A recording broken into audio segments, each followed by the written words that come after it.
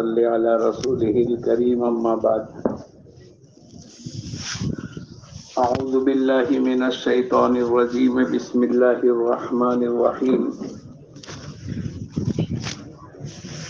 ان الدين عند الله الاسلام وقال الله تبارك وتعالى ومن يبتغي غير الاسلام دينا فلن يقبل منه وهو في الاخره من الخاسرين صدق الله العظيم.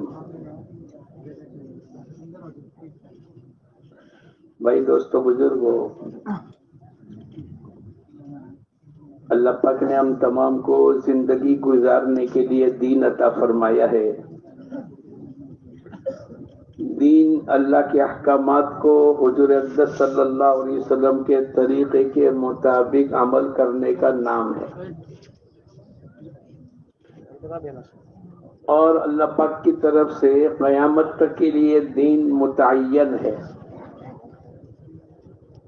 اور یہ بھی اللہ پاک کا فیصلہ ہے وَمَن يَبْتَغِي غَيْرَ الْإِسْلَامَ دِينًا، اگر دین اسلام سے ہٹ کر اپنی زندگی کو گزارو گے تو اللہ پاک فرماتے ہیں ہم ان کی زندگیوں کو قبول نہیں کریں گے. فَلَن يُقْبَلَ مِنْهُ،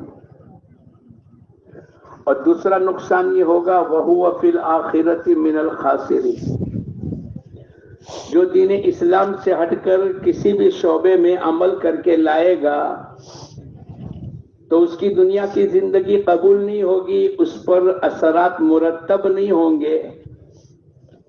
جو اللہ پاک نے دین پر وعدے فرمائے ہیں وہ تمام اس کے مطابق نہیں ہوگا. یہ نقصان تو ہوگا دنیا میں، اور آخرت کے اعتبار سے اللہ پاک فرماتے ہیں وَهُوَ فِي الْآخِرَةِ مِنَ الْخَاسِرِينَ، آخرت میں خسارہ اٹھانے والوں میں سے ہو جائے گا. اس لیے دوستو بزرگوں، اللہ پاک نے جو دین عطا فرمایا ہے وہ دین آسان ہے. یرید اللہ بکم اليسر، اللہ پاک قرآن پاک کے اندر فرماتے ہیں ہم تمہارے ساتھ آسانی کا معاملہ کرنا چاہتے ہیں. الدین یسر، دین آسان، کسی ضرورت کے پورا کرنے کا انکار نہیں ہے. بھائی کھانے کی ضرورت ہے، پینے کی ضرورت ہے، آرام کرنے کی ضرورت ہے، نکاح اور شادی کی ضرورت ہے، کاروبار اور ملازمت کرنے کی ضرورت ہے، دیکھنے کی، چلنے کی، پکڑنے کی، یہ تمام ضرورتیں بھی اللہ نے رکھی ہے، اور ضرورتوں کا انتظام بھی اللہ نے کیا ہے. لیکن اس میں دو باتیں بتلا دی. ایک آدمی کاروبار کرے، اور کاروبار میں میرے اللہ کا حکم کیا ہے اور حضور اقدس صلی اللہ علیہ وسلم کا طریقہ کیا ہے. کاروبار کرنے کی ممانعت نہیں، جتنا چاہے اتنا بڑا کاروبار کرے، بڑا بزنس مین بن جاوے، شریعت نے روکا نہیں ہے. لیکن شریعت کے دائرے میں رہ کر کہ میرا اللہ کا حکم کیا ہے اور حضور اقدس صلی اللہ علیہ وسلم کا طریقہ کیا ہے، ایسا تجارت کر کے جانے والوں کو دنیا مقدر کی جو ہوگی وہ تو ملے گی، لیکن آخرت کے اعتبار سے سچا امانت دار تاجر قیامت کے دن صدیقین اور شہداء کی صف میں کھڑا کر دیا جائے گا.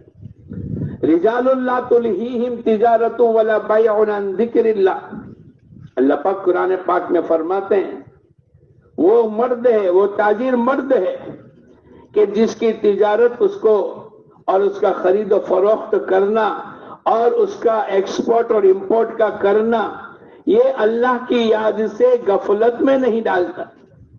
تجارت بھی کرے، اللہ کا حکم پورا کرے. ایسے دوستو بزرگوں، ایک آدمی کو سونا ہے تو اللہ پاک کی طرف سے دے ہے وَجَعَلْنَا نَوْمَكُمْ سُبَاتًا، ہم نے تمہارے لیے رات سونے کی چیز بنائی، آرام کرنے کی چیز بنائی. اب اس میں اس کو دیکھنا پڑے گا میرے اللہ کا حکم کیا ہے اور حضور اقدس صلی اللہ علیہ وسلم کا طریقہ کیا ہے. اگر یہ 8 گھنٹے 6 گھنٹے سو کر اگر اپنی نیند پوری کر لیتا ہے، تھکان اس کی اتر جاتی ہے، سونا اس کے مفت میں رہا، لیکن اللہ کا حکم کیا ہے اور حضور اقدس صلی اللہ علیہ وسلم کا طریقہ کیا ہے، ان دونوں کے ساتھ اگر اس نے رات گزاری تو اس کا سونا عبادت میں شمار کیا جائے گا۔ دین بہت آسان۔ ایک آدمی استنجا کرنے کے لیے گیا اور استنجا کر کے واپس نکلا، اپنی ضرورت ہے، دنیا میں ہر آدمی بلکہ ہر مخلوق کی تقاضے کو پورا کرتی ہے، لیکن اگر اس نے معلوم کر لیا کہ میرے نبی کا طریقہ کیا ہے، اللہ کا حکم کیا ہے، کیسے بیٹھنا، کس طریقے سے استنجا کرنا، قبلے کی طرف متوجہ نہیں ہونا، گرمی سردی کے لائن کا استنجا، اگر اس نے اس پر عمل کیا تو مولانا یوسف صاحب رحمت اللہ علیہ فرمایا کرتے تھے، اس کے استنجا میں سنت اور مستحبات پر عمل کرنا چاہے تو 36 سنتوں پر عمل کر سکتا ہے۔ جس شریعت کا استنجا اتنا قیمتی ہوگا، اس شریعت کی نماز بولو، اس کا روزہ، اس کی زکوٰۃ، اس کی شادی، اس کی تجارت، اس کی ملازمت، ایک طرف دنیا کی زندگی گزرتی رہے گی، ایک طرف اللہ آخرت کی زندگی کو بناتے رہے گی۔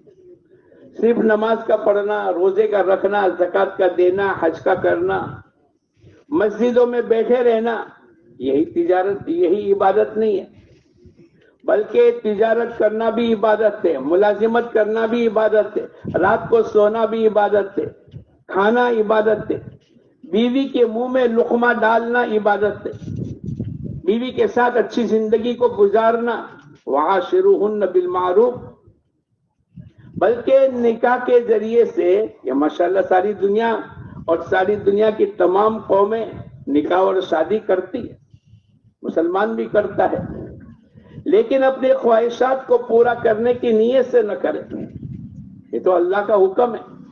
وَأَنكِحُوا الْأَيَامَ مِنكُمْ وَالصَّالِحِينَ مِنْ عِبَادِكُمْ وَإِمَائِكُمْ، اللہ پاک قرآن پاک کے اندر نکاح کرنے کا حکم دیا ہے۔ اب کیا ہوگا؟ یہ فرماتے ہیں کہ ایک آدمی اگر نکاح کرتا ہے اور غریب ہے، غریب، اللہ قرآن پاک میں فرماتے ہیں کہ نکاح کرنے کی برکت سے اللہ پاک اس کے فقر کو دور کر دے گا۔ مثلا ایک آدمی غریب ہے، ایک روٹی ملتی ہے، اب بیوی آ گئی، پہلے ایک روٹی اکیلا کھاتا تھا، اس کا مالک اکیلا تھا، لیکن اب بیوی آ گئی تو ایک روٹی میں کتنے حصے ہوں گے؟ ارے بولو، ہر ایک کو کتنا کتنا ملے گا؟ ہماری آنکھ یہ دیکھ رہی، ارے بھائی نکاح کریں گے تو ایک روٹی کے بجائے آدھی روٹی مل جائے گی، یہ ہماری آنکھوں کا دھوکہ ہے۔ اور قرآن کی آیت یہ ہے، اگر یہ غریب ہے، اگر یہ فقیر ہے، اللہ اپنے کرم سے اس کو مالدار کرے گا۔ ہماری نکاح کا دھوکہ کتنا ہے؟ ایک آدمی پلیٹ فارم نمبر 1 کی ٹرین میں بیٹھا ہے اور پلیٹ فارم نمبر دوسرے نمبر کے پلیٹ فارم پر گاڑی آ کر رکی، تھوڑی دیر ہوئی کہ پلیٹ فارم نمبر 2 کی گاڑی چلنی شروع ہو گئی۔ ہم کو کیا لگتا ہے؟ ارے بولو، ہماری گاڑی چلی، تھوڑی دیر ہو گئی اور گارڈ کا ڈبہ گزر گیا تو ہم کو اپنا دھوکہ کھل جائے گا کہ یہ ہماری گاڑی نہیں چلتی ہے، بلکہ بولو 2 نمبر کی گاڑی چل رہی۔ حضرت علی رضی اللہ تعالیٰ عنہ فرماتے ہیں کہ دین کو عقل کے ترازو میں نہ تولے، دین تو اللہ کی طرف سے، جو مسلسل اللہ پاک کی طرف سے احکامات ہے، عقل نہیں بلکہ نقل کے ساتھ اپنی زندگی کو ملاوے۔ بھئی اللہ اس کے رسول نے کیا فرمایا؟ حضرت علی رضی اللہ تعالیٰ عنہ فرماتے تھے، وہ جو خفین، جو چمڑے کے موزے پہنتے ہیں اور اس کے اوپر مسح کرتے، مقیم اور مسافر کی مدت الگ ہے، لیکن چمڑے کے موزے پر وضو کرتے ہوئے چہرہ دھوئیں گے، ہاتھ دھوئیں گے، مسح کریں گے، اور موزے پر مسح کر لو، ہاتھ پیر دھونے کی ضرورت نہیں جبکہ چمڑے کے موزے پہنے۔ تو تو مسا کہاں کرتے ہیں؟ یہ اوپر کے حصے میں کرتے ہیں کہ نیچے کے حصے میں کرتے ہیں؟ عقل کیا کہتی ہے؟ ارے بولو، نیچے تلوے میں بگڑے گا، ناپاکی تو نیچے لگے گی، لیکن شریعت نے فرمایا اب موزے پر جو مسا کرنا ہے یہ اوپر کے حصے میں کرو۔ عقل کا دخل نہیں ہے شریعت میں، عقل کا دخل نہیں۔ شریعت یوں کہے گی یمحق اللہ الربا ویربی الصدقات، ہم سود کو مٹائیں گے اور صدقے کو بڑھائیں گے۔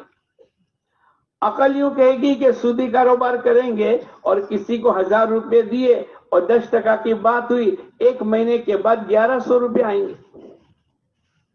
اگر جیب میں 100 روپے ہیں، 100 روپے نکال کر کے ہم نے صدقہ کر دیا، جیب میں 900 روپے بچیں گے، یہ عقل کہتی ہے۔ لیکن نقل، اللہ پاک قرآن پاک میں جو فرماتے ہیں یمحق اللہ الربا ویربی الصدقات، ہم سود کو مٹائیں گے، ہم صدقے کو بڑھائیں گے۔ بھائی میری طرف دیکھو، آپ آنے والے چپ چاپ آ کے بیٹھ جاوے۔ قرآن پاک میں اللہ پاک فرماتے ہیں ہم سود کو مٹائیں گے، صدقے کو بڑھائیں گے۔ ہماری آنکھیں دیکھ رہی ہے کہ سودی کاروبار کرنے سے مال بڑھے گا، اور قرآن کہتا ہے مال کم ہو جائے گا، بلکہ ختم ہو جائے گا۔ صدقہ کرنے سے قرآن یوں کہتا ہے مال بڑھے گا، اور ہماری آنکھیں دیکھ رہی ہے مال کم ہو گیا۔ یمحق اللہ الربا ویربی الصدقات۔ ایسے ایک روٹی ملتی تھی، اب نکاح کر کے آیا تو دونوں کے حصے میں کتنا ملا؟ آنکھیں دیکھ رہی ہے کہ اب تو آدھی آدھی روٹی ہو گئی۔ انہوں نے جا کر یوں کہا اے اللہ کے نبی، میرے یہاں تو فقر و فاقہ تھا اور آپ کے کہنے پر میں نے نکاح کر لیا، اب بجائے ایک روٹی کے مثلا کہ میرے مال میں تو کچھ اضافہ نہیں ہوا، بلکہ اب آدھی آدھی روٹی آ گئی۔ آپ نے فرمایا دوسرا نکاح کرو۔ میں آپ کو نہیں کہتا ہوں، یہ مسئلہ تو ان صحابی کا قصہ ہے، ورنہ قرآن نے کہا ہے فَانْقِحُوا مَا طَابَ لَكُم مِّنَ النِّسَاءِ مَثْنَىٰ وَثُلَاثَ وَرُبَاعَ۔ شریعت میں اجازت تو 2 سے بسم اللہ کری ہے، 2، 3 اور 4 نکاح کرو۔ حضور اقدس صلی اللہ علیہ وسلم نے فرمایا دوسرا نکاح کر لو۔ اب ایک شوہر نے 2 بیوی، دوسرا نکاح کر لیا، اب ایک روٹی پر کتنے حصے ہو گئے؟ بولو 3۔ تو پہلے 1 ملتی تھی، پھر آدھی ملنی شروع ہوئی، اب 1/3 ہو گئی۔ پھر اللہ کے نبی کی خدمت میں پہنچے، اے اللہ کے نبی فقر و فقر ظاہر نہیں ہو رہا ہے، تیسرا نکاح کر لو۔ تو اللہ کے نبی کا فرمان ہوتا تھا، صحابہ تو سمعنا و اطعنا، ہم نے سنا اور اطاعت کر لی، چوں اور چیرا نہیں کرتے تھے۔ اے اللہ کے نبی کیسے کریں گے، 1 ہوا 2 ہوا تو کوئی فرق تو ہو نہیں رہا ہے۔ آپ نے کہا تیسرا نکاح کرو۔ اب تیسرا نکاح کر لیا، 3 بیویاں ہو گئی، 1 شوہر 3 بیوی اور روٹی 1 ہے۔ بولو کتنا حصہ آیا؟ ارے بولو، پاؤ پاؤ، 1 روٹی کے 4 حصے ہو رہے۔ اے اللہ کے نبی ابھی بھی فقر و فاقہ زائل نہیں ہوا، آپ نے کہا چوتھا نکاح کرو۔ قیامت تک کے لیے اگر شریعت کے مطابق عمل کریں گے تو ہماری عقل کو دخل نہ دے، بلکہ شریعت کے حکم کے مطابق اپنی زندگی کو گزارے۔ اب چوتھی بیوی آئی تو ہنرمند تھی، وہ جانتی تھی کچھ ہنر، اب اس نے آنا شروع کر دیا، او بھائی ابھی فون سے بات نہ کرو۔ چوتھی بیوی آ گئی، اب وہ ہنرمند تھی، ماشاءاللہ اس نے ہنر شروع کیا اور آمدنی شروع ہو گئی۔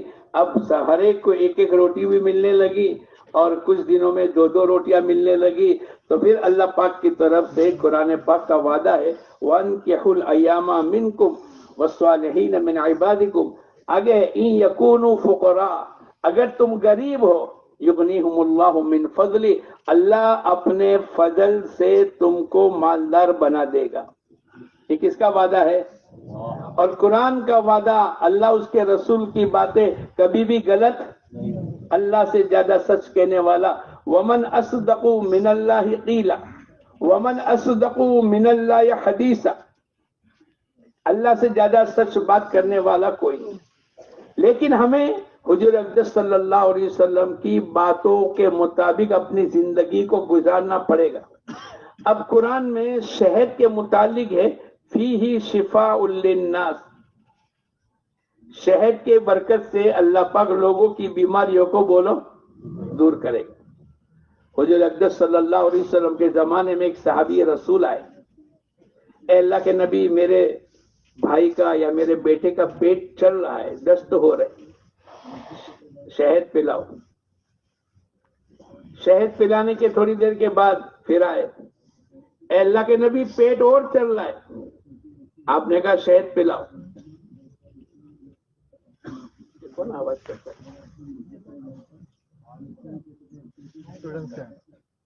تو آپ نے کہا دوسرا شہد پلاؤ۔ اب وہ شہد پلائے اور پیٹ چلنے لگا۔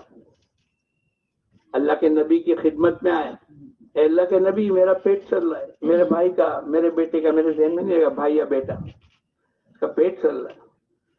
آپ نے کہا تیرے بھائی کا پیٹ جھوٹا ہے، میرے اللہ کی بات سچی ہے۔ اب وہ یقین کے ساتھ، تو صحابہ یقین والی تھے، انہوں نے پھر سے شہد پلایا، اللہ پاک نے شفا عطا فرمائی۔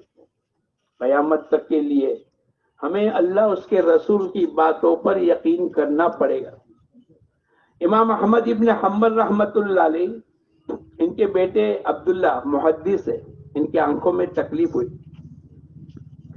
اور حدیث کے اندر آتا ہے جو بارش کے زمانے میں جو سفید کلر کی چھتری، جس کو چھتری بلاڑی کا ٹوپ کہتے ہیں نا، عربی میں اس کو کمعا کہتے ہیں، اگر اس کو 2-3 قطرے ٹپکا دیے آنکھ میں تو اللہ پاک آنکھوں کی بیماری کو دور کر دے گا۔ امام احمد ابن حنبل رحمت اللہ علیہ کے بیٹے، اب انہوں نے اپنی آنکھوں کو 2-3 قطرے ڈالے، بجائے تکلیف کم ہونے کے بولو، ارے بولو، بڑھ گئی۔ اب بجان کے پاس آئے، بجان میں نے وہ علاج کیا، لیکن بجائے تکلیف کم ہونے کے تکلیف تو بڑھ گئی۔ اب ابا جان نے پوچھا، بیٹے کیا نیت سے ڈالا تھا؟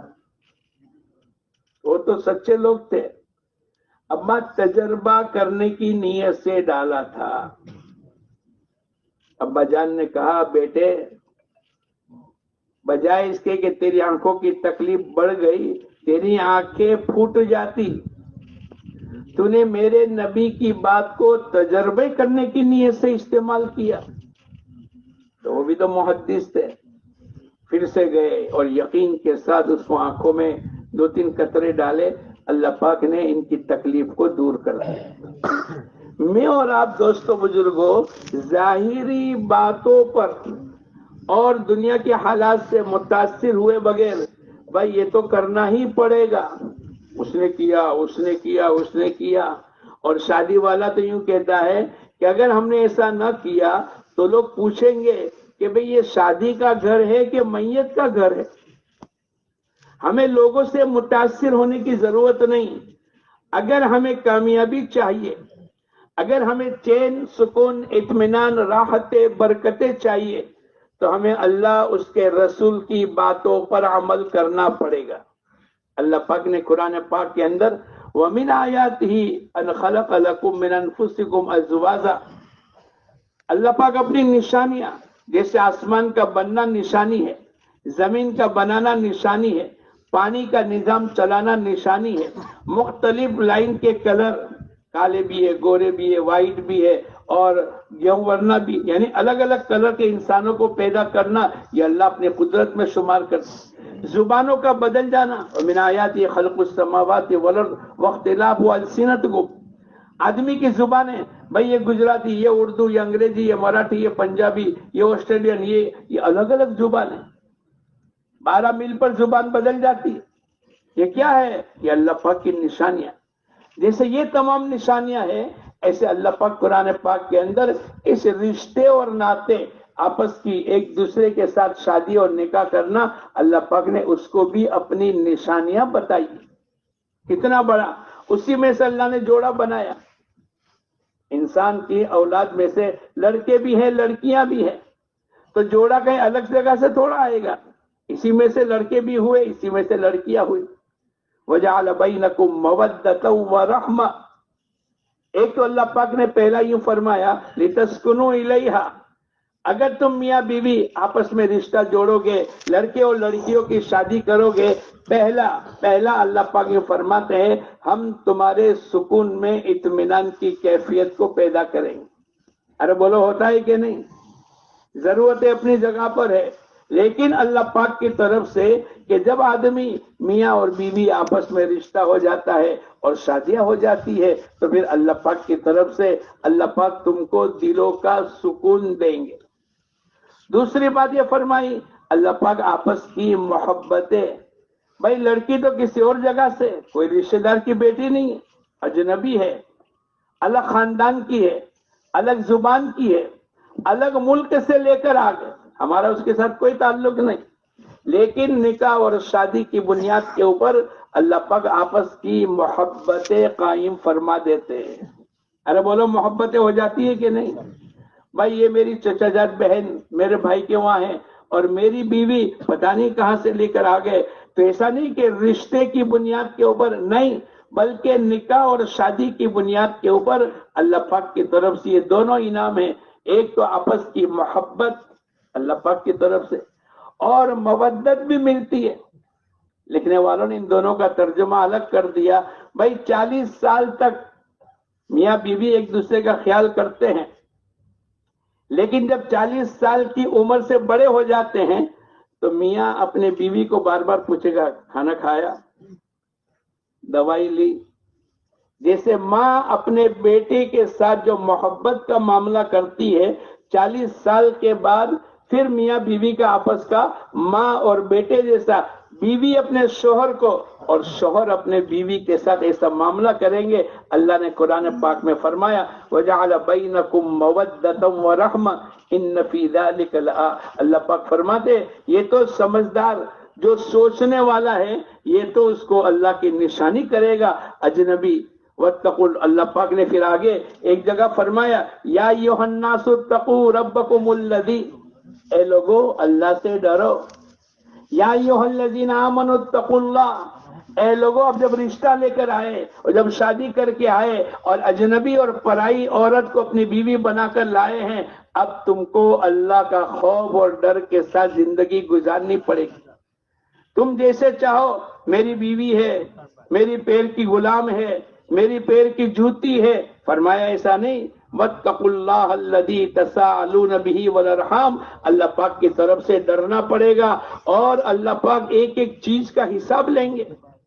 اللہ کے یہاں تو لکھی جا رہی تم اپنے بیوی کے ساتھ کیا معاملہ کرتے ہو، اور بیوی کی وجہ سے ماں کے ساتھ کیا معاملہ کرتے ہو، اور ماں کی وجہ سے بیوی کے ساتھ، بہن کی وجہ سے بیوی کے ساتھ، یہ اللہ پاک کی طرف سے وعاشروہن بالمعروف، اللہ پاک قرآن پاک کے اندر فرماتے ہیں اپنے بیوی بچوں کے ساتھ اچھی طریقے سے رہو۔ ہم یہ سمجھتے ہیں کہ ان کا حق ادا کر لو، ان کو اچھے سے اچھا کھانا کھلا دو، اچھے مکان میں رکھو اور فیشنیبل کپڑے پہنا دو، یہ تو اللہ پاک کی طرف سے ایک ضرورت کے درجے پہ ہے، ورنہ بیوی بچوں کا جو حق اللہ پاک نے قرآن پاک کے ذریعے سے بتلایا، یا ایھا الذین آمنوا قوا انفسکم واہلیکم نارا، ایمان والو اپنے آپ کو اور اپنے گھر والوں کو جہنم کی آگ سے بچاؤ۔ کیا مطلب؟ ان کو دین سکھلاؤ۔ میں سوچوں کہ میں نے اپنی بیوی سے کپڑے دھلوائے، میں نے اپنی بیوی سے کھانا پکوایا، میں نے اپنی بیوی سے گھر کے جھاڑو دلوائے، لیکن میں نے کبھی اپنی بیوی کو اتحیات سکھلائی؟ میں نے کبھی سنت اور واجبات کو سکھلایا؟ میں نے کبھی بچوں کی تربیت، بچے اگر مستی کرتے ہیں، دھمال کرتے ہیں تو شوہر ناراض ہو جاتا ہے، لیکن بچے اگر نماز نہ پڑھے تو میرے کو اللہ پاک کی طرف سے قرآن پاک کے ذریعے سے ہمیں اس بات کا حکم ہے کہ بھئی کیسی نکاح، کیسی شادی۔ امام احمد لاہوری رحمت اللہ علیہ جو بہت بڑے مفسر قرآن ہیں، وہ کہنے لگے میں تو سکھ گھرانے کا تھا، اللہ پاک نے ایمان کی توفیق عطا فرمائی اور آگے میرے کو پڑھنے کا شوق ہوا تو میں دارالعلوم دیوبند میں آیا اب دیوبند میں پڑھتے پڑھتے دورے تک میں پہنچ گیا. میرے سسر جو آئندہ چل کے میرے سسر بنے وہ تلاش کرنے کے لیے آئے کہ بھئی کوئی دیندار لڑکا مل جاوے. پنجاب سے دیوبند تک آئے. کیوں؟ اللہ نے قرآن پاک کے ذریعے سے اور احادیث کے ذریعے سے ہمیں آپس کے رشتے کس کے ساتھ طے کرنے اس کا بھی حکم دیا. تنکح المرأۃ لاربعین، آپس میں جو رشتے اور نکاح کے پیغامات جو طے ہوتے ہیں اس کی بنیادیں 4 ہیں. لمالہا ولجمالہا ولحسبہا ولدینہا فاظفر بذات الدین تربت یداک. آدمی دنیا میں مال کو بنیاد بنا کر آپس کا رشتہ طے کرتا ہے. بھئی یہ لڑکا جس کا رشتہ آیا ہے دیکھو مالدار ہے کہ نہیں، اس کی پراپرٹی کتنی ہے، اس کی دکان کتنی ہے، اس کی آمدنی کتنی ہے. ارے بولو، لوگ دیکھتے ہیں کہ نہیں؟ تم لوگ تو سب جنید بغدادی ہو. یہ بات میں کر رہا ہوں سورت کی. لوگ مال کو بنیاد بناتے، بعض آدمی حسن و جمال کو بنیاد بناتے. یہ اللہ کے نبی کا فرمان ہے. لوگ بنیاد بنائیں گے، بھائی خوبصورت لڑکی ہے تو نکاح کرو، بھائی خوبصورت نہیں ہے تو بولو دیندار ہے اس کو نہیں دیکھیں گے. تو دوسری بات مال اور خوبصورتی. تیسرا جو حضور اقدس صلی اللہ علیہ وسلم نے فرمایا، بھائی نسب، خاندان کیسا ہے. اگر اچھا خاندان ہے تو لوگ رشتہ کرتے ہیں. ارے بولو کرتے ہیں کہ نہیں؟ بھائی اس کا خاندان دیکھو نہیں یار، اس کے نانا کو دیکھو، اس کی ماں کے رشتہ دار کو دیکھو. لوگ دیکھ رہے ہیں، لوگ دیکھنے کے لیے آتے ہیں. تو تیسرا جو رشتہ طے کرنے کی بنیاد ہے وہ کیا ہے؟ حسب و نسب، خاندان. اور چوتھا حضور اقدس صلی اللہ علیہ وسلم نے فرمایا، چوتھی بات جو رشتے میں آدمی خیال کرتا ہے، بھائی دیندار لڑکا ہے تو شادی کر دو، بھائی لڑکی دیندار ہے، نمازی ہے، تہجد گزار ہے، حافظات ہے، چلو رشتہ کر لو.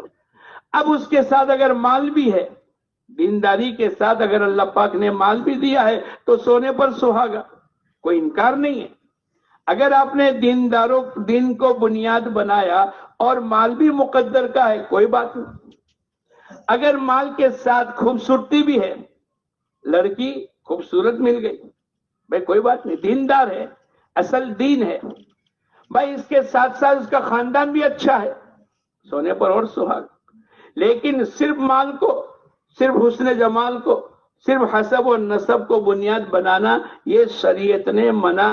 یعنی شریعت نے جو کامیابی اور جس پر اللہ پاک کامیابی عطا فرمائیں گے وہ تو دین کو بنیاد بنانے پر کامیابی دیں. تو مولانا احمد لاہوری کہنے لگے کہ میرے سسر دیندار لڑکی موجود ہے، ان کی شانی ہو گئی، بالغ ہو گئی.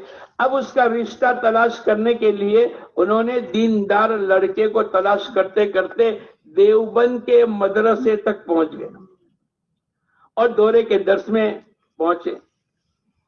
اس وقت کے استاد ان سے کہا کہ میں اپنی بیٹی کا رشتہ تلاش کرنے کے لیے یہاں پر آیا ہوں، کوئی دیندار عالم لڑکا مجھ کو مل جاوے. یہ نہیں کہا کوئی مالدار مل جاوے، کوئی خوبصورت مل جاوے. یہ بنیادیں ہیں جس کو شریعت نے یوں کہا ہے، ان اعظم النکاح برکتن ایسرہ معون، او کما قال علیہ الصلوۃ والسلام. زیادہ بڑی برکت والا نکاح تو میں اور آپ بھی کرواتے ہیں اپنے لڑکی اور لڑکیوں کا، لیکن دیکھنے کی ضرورت ہے کہ حضور اقدس صلی اللہ علیہ وسلم نے کیا فرمایا. برکت والا نکاح تو وہ ہے کہ جس میں لاگت اور تکلفات کم لگے. حضور اقدس صلی اللہ علیہ وسلم کے ایک صحابی رسول نے اپنے دوست کو کہا کہ فلاں کی بیٹی کا رشتے کا پیغام لے کر آپ جاؤ. تو ان کے دوست گئے کہ بھئی میرا ایک دوست ہے جو ماشاءاللہ اس کی یہ صلاحیت ہے، یہ ہے، آپ کی بیٹی کا رشتہ مانگنے کے لیے میں اپنے دوست کی طرف سے آیا ہوں، اگر آپ طے کر لیتے ہیں تو میرے دوست کا نکاح آپ کی بیٹی کے ساتھ ہوگا.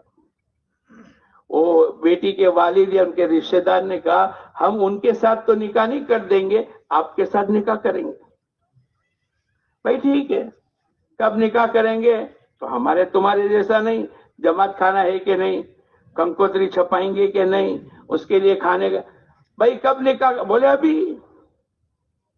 چٹ منگنی اور ارے بولو یہ تکلفات نہیں ہوتے.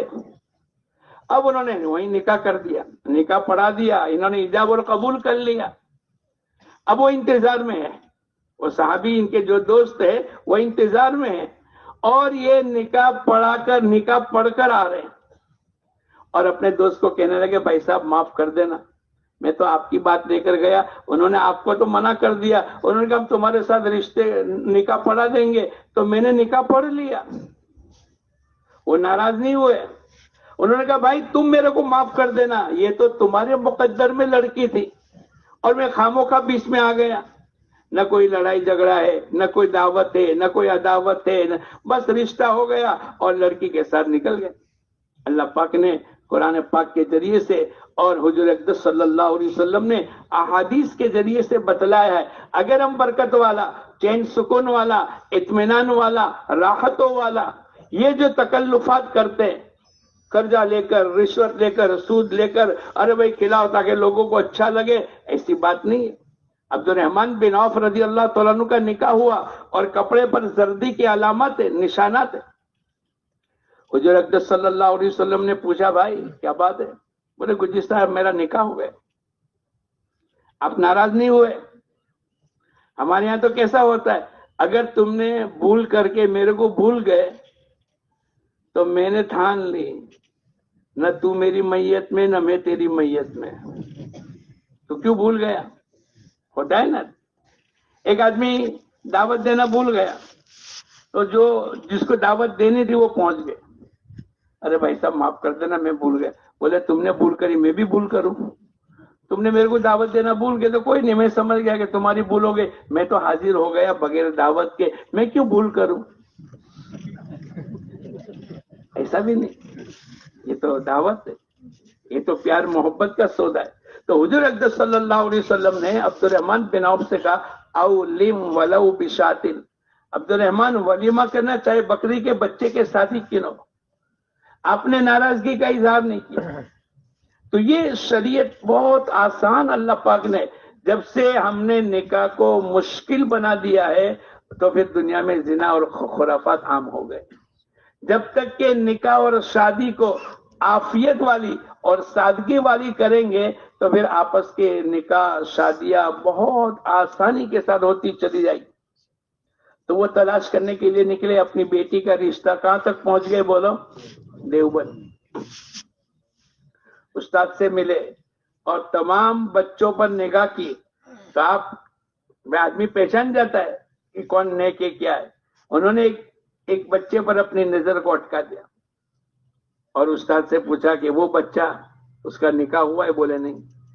بولے میں اپنی بچی کا رشتہ لے کر آیا ہوں, میرے کو نکاح کرنا ہے, اپنی بچی کا نکاح کروانا ہے.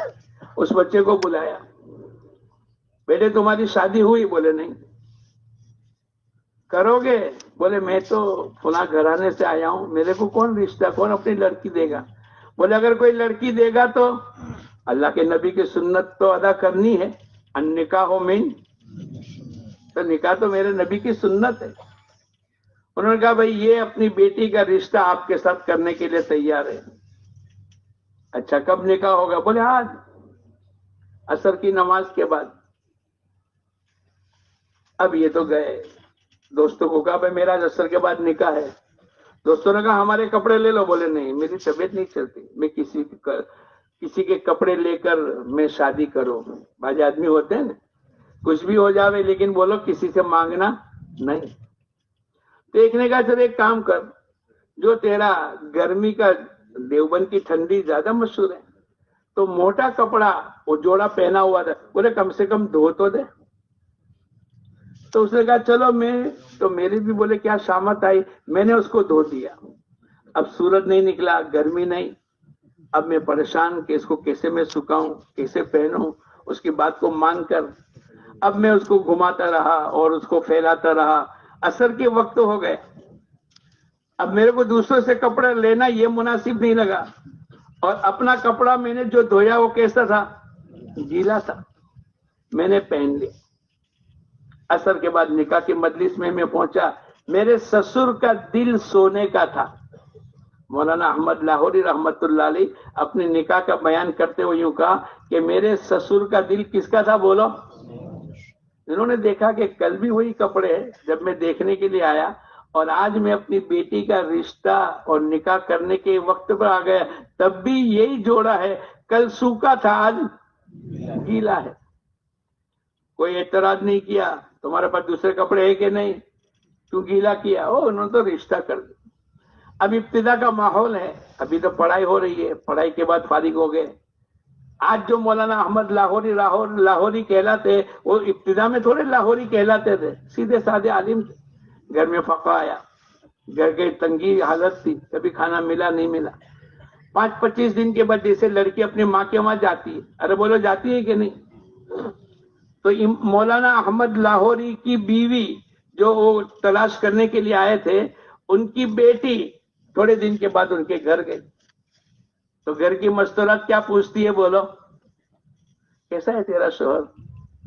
کیا کماتا ہے؟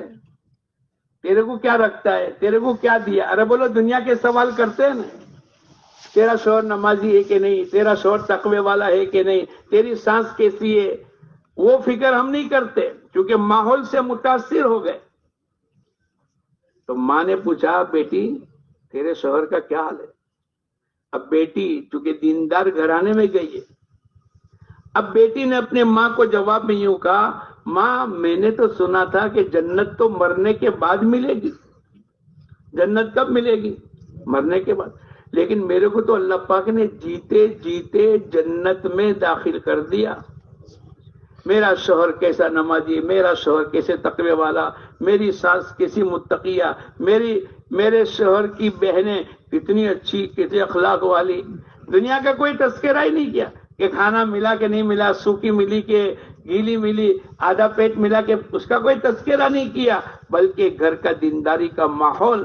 پھر آگے چل کے کہنے لگے اللہ پاک نے مولانا احمد لاہوری بہت مفسر قرآن، بڑے تفسیر کرنے والے، بہت بڑے علامہ بنے، وہ تو بعد میں بنے لیکن ابتدا میں ان کی حالات یہ تھی۔ لیکن دین کی بنیاد کے اوپر جو رشتہ ہوتا ہے، حضور اقدس صلی اللہ علیہ وسلم فرماتے ہیں فَاظْفَرْ بِذَاتِ الدِّينِ تَرِبَتْ يَدَاكَ، اگر کامیابی چاہتے ہیں، اگر چین و سکون چاہتے ہیں، اگر عزتیں چاہتے ہیں، اگر بھلائیاں چاہتے ہیں، اگر برکتیں چاہتے ہیں، تو دین کو بنیاد بنا لو، یہ قیامت تک کے لیے۔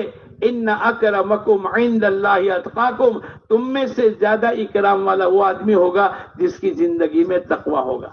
اللہ پاک صرف نکاح نہیں بلکہ زندگی کے تمام شعبے، پیدائش سے موت تک، اور صبح اٹھنے سے رات کو لیٹنے اور لیٹنے تک کے تمام شعبے میں میرے اللہ کا حکم کیا ہے اور حضور اقدس صلی اللہ علیہ وسلم کا طریقہ کیا ہے۔